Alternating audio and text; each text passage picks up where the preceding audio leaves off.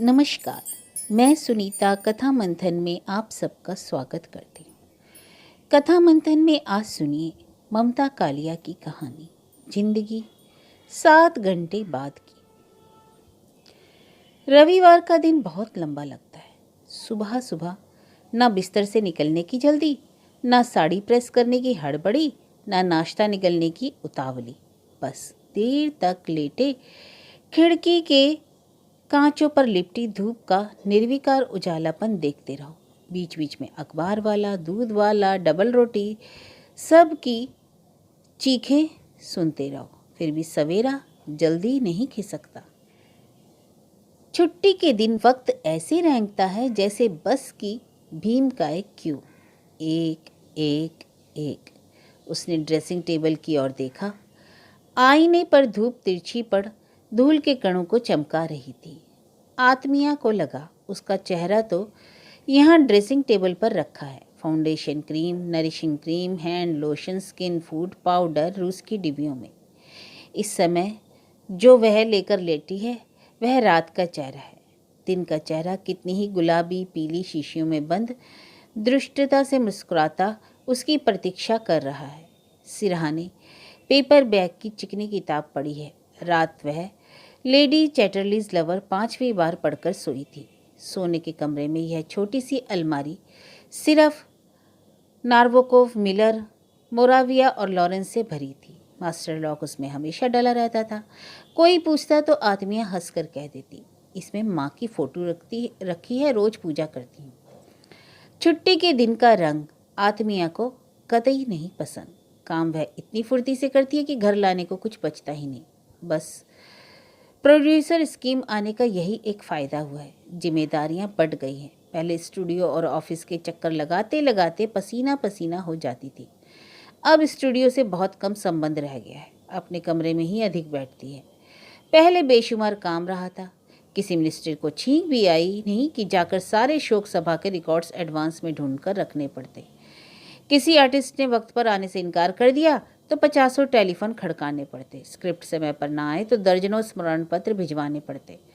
अब वह सारा सिरदर्द प्रोड्यूसरों के मत्थे। अभी उस दिन कोहली साहब कह रहे थे, मिस सेन, रेडियो स्टेशन में अब रेडियो का काम हम और स्टेशन का काम आप करती हैं। आत्मिया को भी महसूस होता है कि उसके पद को प्रोग्राम एग्जीक्यूटिव नहीं, स्टेशन एग्जीक्यूटिव कहना चाहिए।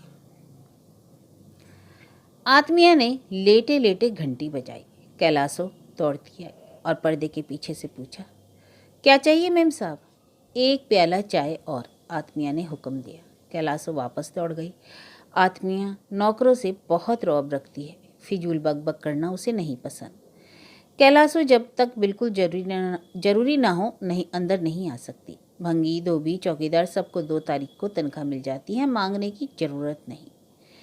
अन्य की उपस्थिति का आभास पाते ही आत्मिया मिस सेन बन जाती है। तनी मुद्रा में सरकारी अफसर। अपने से जूनियर लोगों से बात करने में वह सिर्फ भ्रुकुटी का ही प्रयोग पर्याप्त समझती है। सीनियर से बोलने में exactly, why all means, how nice आदि आदि जुबान पर रहते हैं। कैलाशो ग्वालियर पॉटरी के छोटे से टी सेट पर चाय रख गई। आत्मिया ने घड़ी देखी, 8:30। सुबह कितनी मुश्किल से सरक रही है। दूसरा प्याला पीने से ज़्यादा से ज़्यादा उसे 5 मिनट बीतेंगे। ऑफिस में उसे समय का पता ही नहीं चलता। चपरासी बार बार यहाँ वहाँ घूमता है तो वह खींच कर कहती है, क्या है? वह डरते डरते बुदबुदाता है, जी 5 बज गए। और आत्मिया को ध्यान आता है ऑफिस का समय पूरा हो गया। सुबह 10 बजे का उत्साह और शाम 5 बजे का डिप्रेशन। अपनी ड्रॉर लॉक करते हुए उसे लगता है 5 बज भी गए। अब से लेकर कल 10 बजे तक का समय। वह और देवनगर का उसका फ्लैट और कुछ नहीं। अभी उस दिन चिट्ठी आई थी वीरेन भाई की, छाया के फिर बच्चा होने वाला है, जीजी को याद किया है। चपरासी के हाथ आत्मिया ने टेलीग्राम भिजवा दिया, अभी नहीं आ सकती, व्यस्त हूँ। गोपाल की शादी हो गई दिसंबर में, उस समय रिपोर्ट लिखी जाती है, वह अनुपस्थित नहीं रह सकती थी। सो उसने 100 रुपये का एक मनी ऑर्डर भिजवा दिया। शुरू में वह हाथ से चिट्ठियाँ लिखती थी पर फिर स्टेनो को डिक्टेट करना सहज जान पड़ा। पहले महीनों हो जाते थे, जवाब नहीं जा पाता था। अब कहीं से चिट्ठी आई नहीं कि दूसरे दिन उसका बड़ा साफ सुथरा हस्ताक्षर समेत जवाब पहुंच जाता। आत्मिया ने फिर घड़ी देखी, 8:45। किचन से स्टोव की भरभराहट आ रही थी। कितनी बार कैलाशों को साइलेंसर मंगा कर दिया, जानबूझकर निकाल देती है। एक दिन बोली, मेम साहब यह गुमसुम चूल्हे पे मुझसे तो होता नहीं काम, पता नहीं चलता कि जलता है या कि बुझ गया। आत्मिया भी आदी हो गई है इस भरभराहट की, बल्कि छुट्टी के दिन अच्छी लगती है यह आवाज़। ऐसा लगता है जैसे बच्चे दौड़ दौड़ कर चाबी वाली मोटर चला रहे हैं। सन्नाटे में हर ध्वनि में एक व्यक्तित्व पैदा हो जाता है। संभवतः इसलिए कि हम उसे अतिरिक्त महत्व देते हैं, या इसलिए कि वह एक नहीं को हाँ से भर देता है। आत्मिया ने लेडी चैटरलीज लवर फिर खोलकर पलटा। अन्य किताबों के समान वह भी बार बार पढ़ने से बेमजा हो गई थी। उत्तेजना धीरे धीरे ओस सी जमती जा रही थी। बस आदत भर बची थी कि सोने के पहले ऐसा कुछ पढ़ा जाए जो फाइलों के स्वभाव से बिल्कुल पृथक हो, कुछ हो जिसमें मन आश्रय पा सके। पर सेक्स आत्मिया की प्रॉब्लम नहीं थी। इसने उसे कभी आक्रांत नहीं किया। लोगों से काम लेते लेते, ऑर्डर देते, मेमो इशू करते करते पुरुष उसके लिए महज वर्कर रह गया था। यह पता होते हुए भी कि ब्लाउज से निकली कमर और नेक के नीचे का कसाव, परख, गुप्ता और चंदन उम्र का अंदाज लगाया करते हैं, उसे कोई जिज्ञासा या वितृष्णा नहीं होती थी।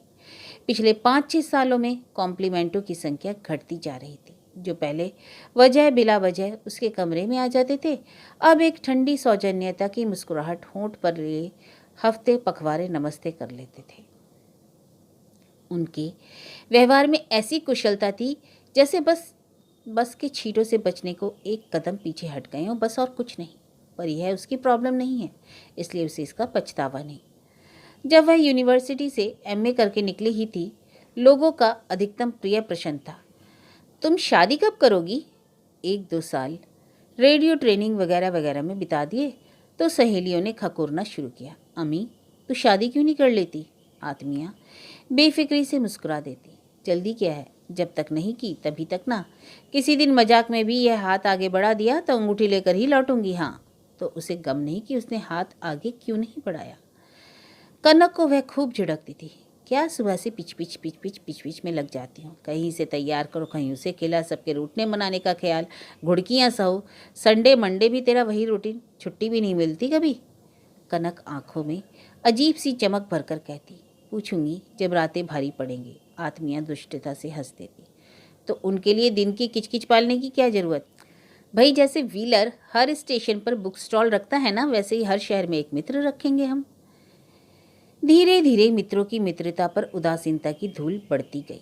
दीपावली पर ग्रीटिंग कार्ड भर एक्सचेंज करने की प्रथा बची, पर उसे कोई व्यथा नहीं। खूब देर लगाकर आत्मिया ने ब्रश किया, फिर नहाती रही। पैरों को रगड़ रगड़ कर धोया, बाहों पर साबुन लगाया। कंधे और कोहनी के बीच की त्वचा धीरे धीरे रफ पड़ती जा रही थी। वहाँ हाथ पड़ता तो सिहर कर आत्मिया आंखें बंद कर लेती। अविवाहित नारी का शरीर ढलता नहीं है, सूखता जाता है, धीरे धीरे श्रिंक करता है। शीशा उसने कब से गुसल खाने से उखड़वा दिया। स्वयं पर मुख धो लेने की अवस्था समाप्ति पर थी। अब उसने बाल बांधे, दिन का चेहरा ओढ़ लिया।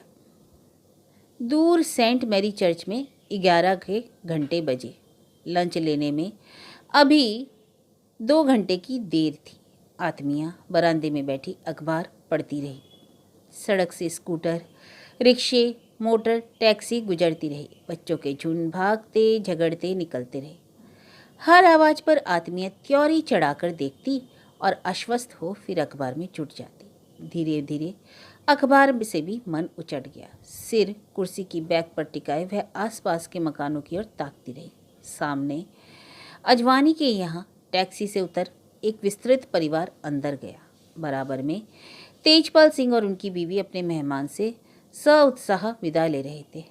तुसी आना जी, जरूर आवांगे। नमस्ते जी नमस्ते।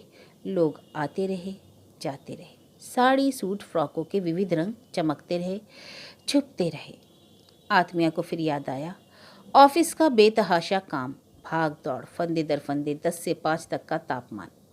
बस बस इस 5 पर आकर आत्मिया के गले में कुछ अटक जाता है। उसे दिन ब दिन लगता है 5 के बाद वह जिंदगी जीती नहीं, बिताती है। 5 बजे के बाद वह कुछ नहीं बचती। उसके व्यक्तित्व के पास रोज सिर्फ 7 घंटे होते हैं जीने को, 10 से 5। दफ्तर से अलग वह कुछ भी नहीं है। फाइलों के अलावा कहीं उसके दस्तखत का मूल्य नहीं। इस लाल इमारत के बाहर वह सड़क पर चलती महज एक परछाई है, जो किसी की भी हो सकती है। अफसरी ले हटकर उसका कोई सेल्फ नहीं है। उसे घर आकर कोई पार्ट नहीं अदा करना। रोज उसे 7 घंटों का वजीर बनाया जाता है और शेष 17 घंटे वह ना कुछ के बोझ से दबी जाती है।